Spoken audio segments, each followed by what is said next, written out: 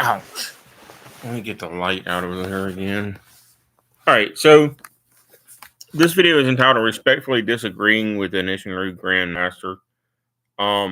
He was, I respect the man. He knows an awful lot about martial arts. And I'm not going to say that he doesn't. But he was talking about the topic, which the Japanese term is, or Okinawan term is Hikite, where when you're throwing a punch, you pull back with the other arm, okay? And he was saying that that's useless. And I guess his primary argument was that someone like Mike Tyson or whatever would simply counterpunch you over the hand that you're pulling back with. I disagree because I used to actually beat second degree black belts. In fact, I used to actually beat second degree black belts in handicap matches. And the primary technique I used is to joint lock one arm when they threw a punch at me. I would actually grapple it and joint lock them, and then either punch or kick them into submission. And if it was the handicap match, I'd keep the person's body between myself and the second attacker while I kicked them into submission. And then when they tap out, I would throw them aside and beat the second attacker the same way. The way this works, if he throws a right punch, let's say if he throws it, whether it's a straight punch or a hook punch or whatever it might be, whether it's a skilled attacker or an unskilled attacker, but if he throws a right punch and I manage to grapple that punch, once I've got control of his arm, especially if I get a joint lock on him, he can't throw a punch with that arm. So the reasoning that you're using is not necessarily valid. He can't throw a punch with that arm, and I've got just as much control over his body as he does if I'm the one in the superior position grappling. So let's say if he tries to punch with the other arm, so what? I can take my right arm. If he punched with his right arm and I block and catch with my left arm and pin his arm, say, would not even do a full joint lock, which is so much as pin his arm under my armpit, then I'm in elbow and kneeing range in this situation. And if he tries to throw his left elbow at me, I can block with my right. There's no big deal. And because I'm the one in the controlling position, I can throw elbows and get back my arm to standing guard and throw in an elbow or even a back fist in close, which isn't going to do a whole lot of damage, but it's a lot more than nothing.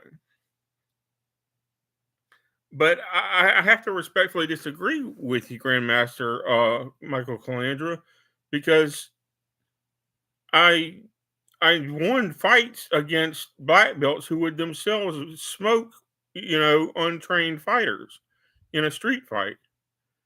And I won handicap matches against them. That's how good of a fighter I was when I was 20 years old, testing for my black belt, which technically I never won a black belt because I kept failing the kata portion of the test. I mean, how does that make sense? I could beat 2 second degree black belts and never even got my own black belt because of kata requirements.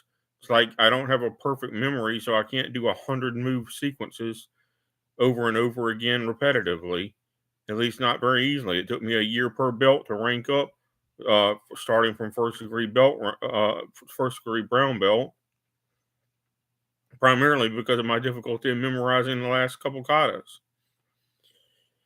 But this motion is definitely worthwhile. It adds momentum it pulls your opponent down into your punch to the solar plexus or to the chin or the nose or whatnot, or the throat, preferably in a street self-defense situation, or it pulls them down into a kick. Matter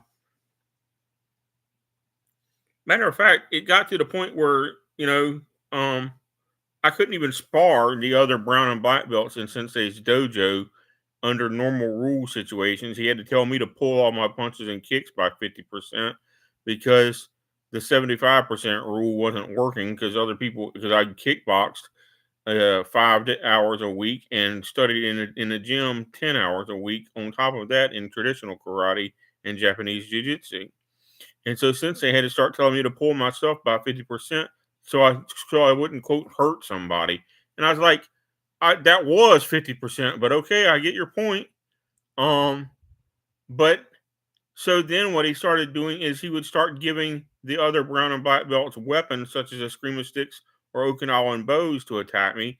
And believe it or not, you beat an eskrima stick the exact same way you beat a right hook, is you step into it and you grab his hand at the base of the stick and you wrench the stick out of his hand with your other hand.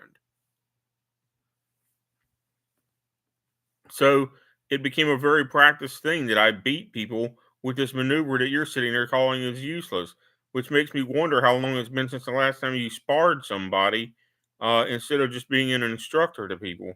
Because this is actually the second time I've caught you teaching something that I totally disagree with you on. Like it's like I don't even know what you're studying anymore. But wow. Yes, that gets used in MMA all the time. Although normally they're going to step in and frame the opponent's right punch right here at the shoulder and get double underhooks. All right, so you don't see them do this pulling at arm's length very often because a lot of them don't actually know traditional joint locks in MMA, and they flat out don't, because if they did, they'd be using them more often. Um,